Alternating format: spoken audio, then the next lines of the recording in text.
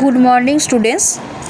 নবম শ্রেণীর সাহিত্য সঞ্চয়নের বাংলা ভাষা বাংলা বিষয়ের দ্বিতীয় ভাষার যে সাহিত্য সঞ্চয়ন বই আছে সেখানে ইলিশ কবিতার বুদ্ধদেব বসুর লেখা ইলিশ কবিতার প্রশ্নোত্তর পর্বের দ্বিতীয় পর্ব আজকে আলোচনা করব। 14টি গুরুত্বপূর্ণ প্রশ্ন ও উত্তর আছে এই দ্বিতীয় পর্বে। প্রথম পর্বে ছিল 16টা গুরুত্বপূর্ণ প্রশ্ন উত্তর, আর দ্বিতীয় পর্বে আছে 14টি গুরুত্বপূর্ণ প্রশ্ন ও উত্তর। চলে যাচ্ছি সরাসরি প্রশ্ন ও উত্তরে। দেখো 17 নম্বর প্রশ্ন, যেহেতু আমি একটা সিকুয়েন্সিয়ালি দিয়েছিলাম সেই কারণে কিন্তু এখানে 1 নম্বর নেই, 17 মানে ওখানে 16টা এখানে 14টা, তাই 17 থেকে শুরু হয়েছে, তাই তো? ঠিক আছে, ওকে। দেখো, কবিতায় উল্লিখিত মেঘ ঘন অন্ধকার কখন? কবিতায় উল্লিখিত মেঘ ঘন অন্ধকার কখন? উত্তর হবে মধ্যরাত্রিতে। উত্তর হবে মধ্যরাত্রিতে। পরের প্রশ্ন দেখো, কবিতায় দ্বিতীয় স্তবকে নদীকে কেমন বলা হয়েছে? কবিতায় দ্বিতীয় স্তবকে নদীকে কেমন বলা হয়েছে? উত্তর হবে দুরন্ত উচ্ছল আবর্তে কুটিল নদী। নদী ছিল দুরন্ত উচ্ছল আবর্তে কুটিল নদী। আচ্ছা, 19 নম্বর প্রশ্ন দেখো, ছোট নৌকাগুলি কিভাবে পাড়ি দেয়? ছোট নৌকাগুলি কিভাবে পাড়ি দেয়? উত্তর হবে তীর তীব্র বেগে। উত্তর হবে তীর তীব্র বেগে। দেখো 20 নম্বর প্রশ্ন, যারা প্রাণপণে জাল ফেলে দড়ি টানে তারা কেমন? যারা প্রাণপণে জাল ফেলে দড়ি টানে তারা কারা বলো তো? তারা হলো জেলেরা, যারা ইলিশ মাছ ধরতে গিয়েছিল বর্ষাকে উপেক্ষা করে। যাই হোক, তারা কেমন দেখো, তারা অর্ধনগ্ন ও খাদ্যহীন, আর ইলিশ মাছ হচ্ছে তাদের একমাত্র খাদ্যের সহায়। আচ্ছা, চলে যাচ্ছি পরের প্রশ্ন দেখো 21 নম্বরে, খাদ্যের সম্বল বলতে কি বোঝানো হয়েছে? খাদ্যের সম্বল বলতে কি বোঝানো হয়েছে? উত্তর হবে ইলিশ মাছকে খাদ্যের সম্বল বলা হয়েছে। পরের প্রশ্ন, কবিতায় উল্লিখিত বন্দরের নাম কি? কবিতায় উল্লিখিত বন্দরের নাম কি? উত্তর হবে গোয়ালন্দ। উত্তর হবে গোয়ালন্দ। পরের প্রশ্ন, জলের উজ্জ্বল শস্য বলতে কি বোঝানো হয়েছে? জলের উজ্জ্বল শস্য বলতে কি বোঝানো হয়েছে? উত্তর হবে ইলিশ মাছকে বোঝানো হয়েছে। উজ্জ্বল শস্য হলো ইলিশ মাছ, জলের উজ্জ্বল শস্য।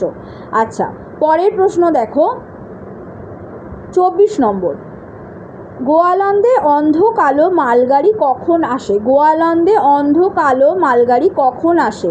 উত্তর হবে রাত্রি শেষে। উত্তর হবে রাত্রি শেষে। চলে যাচ্ছে 25 নম্বর প্রশ্নে দেখো, জলের উজ্জ্বল শস্য কিসে করে বয়ে আনা হয়? জলের উজ্জ্বল শস্য কিসে করে বয়ে আনা হয়? উত্তর হবে কালো মালগাড়িতে করে। উত্তর হবে কালো মালগাড়িতে করে। পরের প্রশ্ন, নদীর নিবিড়তম উল্লাসের ড্যাশ শূন্যস্থানে কি বসবে? নদীর নিবিড়তম উল্লাসের ড্যাশ শূন্যস্থানে কি বসবে? উত্তর হবে মৃত্যুর পাহাড়। উত্তর হবে মৃত্যুর পাহাড়। চলে যাচ্ছি পরের প্রশ্ন দেখো, কোথায় ঘরে ঘরে ইলিশ ভাজার গন্ধ পাওয়া যায়? এটা ইলিশ হবে, একটু ঠিক করে নাও প্রত্যেকে, ইংলিশ হয়ে গেছে, এটা ইলিশ হবে, হ্যাঁ, অনুসারটা হবে না, তুলে দেবে। ইলিশ ভাজার গন্ধ পাওয়া যায়, উত্তর হবে কলকাতার বিবর্ণ সকালে। উত্তর হবে কলকাতার বিবর্ণ সকালে।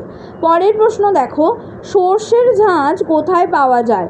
সর্ষের ঝাঁঝ কোথায় পাওয়া যায়? উত্তর হবে কেরানির গিন্নির ভাঁড়ার ঘরে। কেরানির গিন্নির ভাঁড়ার ঘরে। পরের প্রশ্ন, একদম শেষ প্রশ্ন, আজকের আলোচনার শেষ প্রশ্ন, ইলিশ কবিতায় কোন উৎসবের উল্লেখ আছে? ইলিশ কবিতায় কোন উৎসবের উল্লেখ আছে? উত্তর হবে ইলিশ উৎসবের। তোমরা জানো যে বর্ষাকাল এলেই কিন্তু ঘরে ঘরে ইলিশ উৎসব শুরু হয়ে যায়। আর এইখানে যে সাধারণ মধ্যবিত্ত এক শ্রেণীকে কবি তুলে ধরতে চেয়েছেন কবিতায়, সেটা তোমরা প্রত্যেকে বুঝতে পেরেছ। আমি কবিতা পড়ানোর সময় তোমাদের বুঝিয়ে দিয়েছিলাম।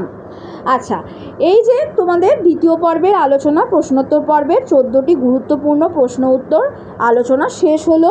ইলিশ কবিতা পড়ানো আমার শেষ হলো প্রশ্নোত্তর নিয়ে। এবার যদি বড় প্রশ্নের নোটস পেতে চাও, বড় প্রশ্ন নবম শ্রেণী যারা পড়তে ইচ্ছুক অনলাইনে, তারা কিন্তু অবশ্যই আমার সঙ্গে যোগাযোগ করে নেবে আমার নম্বরে। আমার নম্বর হলো এইখানে আমি দিয়ে দিচ্ছি, প্রত্যেকে তোমরা একটুখানি নোট করে নিতে পারো। আচ্ছা, আমার নম্বর হলো দেখো 9804753270। এই নম্বরে তোমরা কিন্তু প্রত্যেকে আমার সাথে যোগাযোগ করে নিতে পারো। যারা অনলাইনে পড়তে ইচ্ছুক, আমাকে অনেকে বলেছিল অনলাইনে পড়তে চাও, তাদের জন্য আমি বলছি তারা কিন্তু অবশ্যই আমার সাথে এই নম্বরে যোগাযোগ করবে, হোয়াটসঅ্যাপও করতে পারো। আবার পিডিএফে বড় বড় প্রশ্নের উত্তর পাওয়ার জন্য পিডিএফে নোটস কালেক্ট করতে তোমাদের হবে, কারণ শর্ট প্রশ্নের উত্তর আমি আলোচনা করে দিলাম। ঠিক আছে, তো যাই হোক, এই নম্বর যোগাযোগ করো। আজকের আলোচনা এই পর্যন্তই। পরের ক্লাসের জন্য তোমরা বেল আইকন অবশ্যই দিয়ে রাখো, চ্যানেলটাকে সাবস্ক্রাইব করে রাখো, কমেন্টে জানাও কি কেমন লাগছে ক্লাসগুলো আর কি কি ক্লাস তোমাদের প্রয়োজন। লাইক করো, বন্ধুদের সাথে শেয়ার করো। Thank you students, thank you so much.